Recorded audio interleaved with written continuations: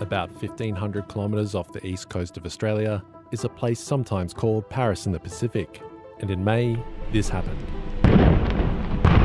Tourists were evacuated from the popular holiday island New Caledonia after the worst riots in 40 years. The streets littered with wreckage. 13 deaths, hundreds of businesses battered. It's not yet clear how or when this crisis will be resolved. This is the latest chapter in a decades-old struggle inside the French territory, between those who want an independent New Caledonia and those who want to remain part of the French Republic.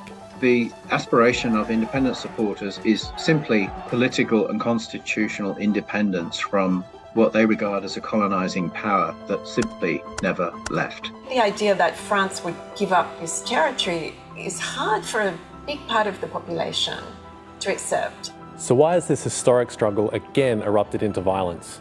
And why does France not want to lose New Caledonia? New Caledonia is one of many islands seized by European empires throughout the 19th century. But while many other Pacific islands gained their independence in the 1970s and 80s, New Caledonia is different. There are a lot of people in New Caledonia who identify as French. They are loyal to France and they think of themselves as French, not as New Caledonian. Today, New Caledonia has a locally elected government that controls areas like health and agriculture. But France still has power over defence, foreign policy, the justice system and currency. That's a big problem for many in the Indigenous Kanak community.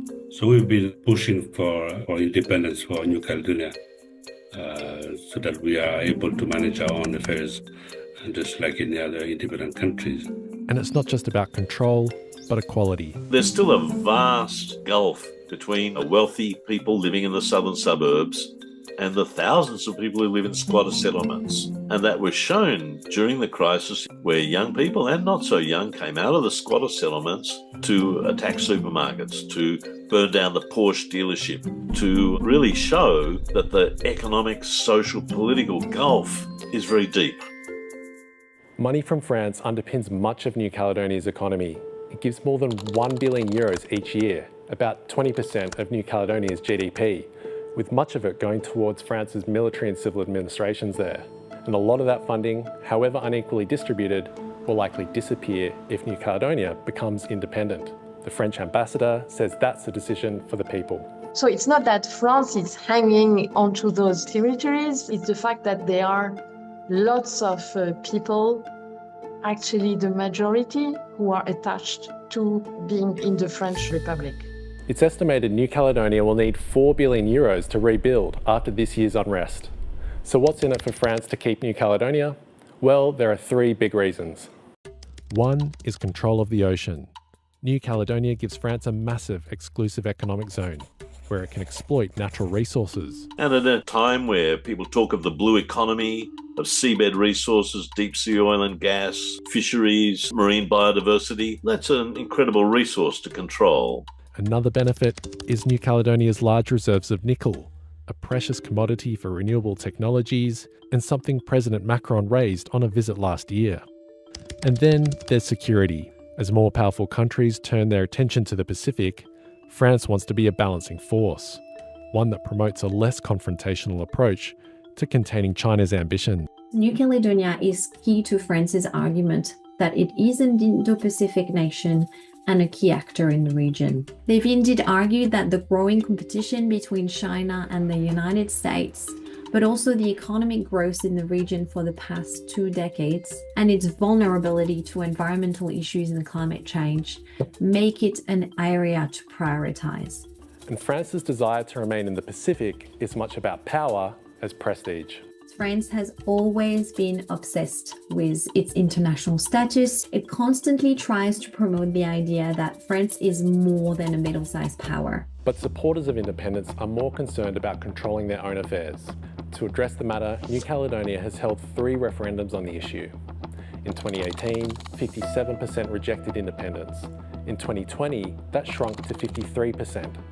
But the third referendum in 2021 remains controversial.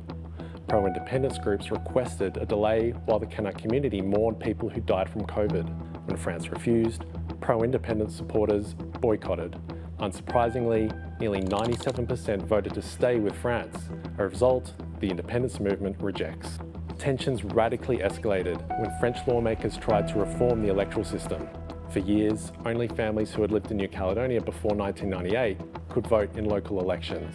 Paris wanted to scrap those restrictions, adding more non-Kanak people to voting rolls. Independence supporters feared that would skew any future referendum, and so people took to the streets. Many independence supporters thought we will now never, ever win because the vote will be immediately slanted towards continued links with France. After months of unrest, France dumped the reforms, and the parties are expected to resume talks over New Caledonia's political status. Some pro-independence groups want a fourth referendum. France's status in the Pacific is on the line. France indeed cannot claim to be an Indo-Pacific power if it does not listen to indigenous communities. One thing that's clear, there can be no solution without the Indigenous Kanak people. The younger generation has shown over the last 6 months that they still want a pathway towards independence and sovereignty. Can that be done within the French Republic? Time will tell.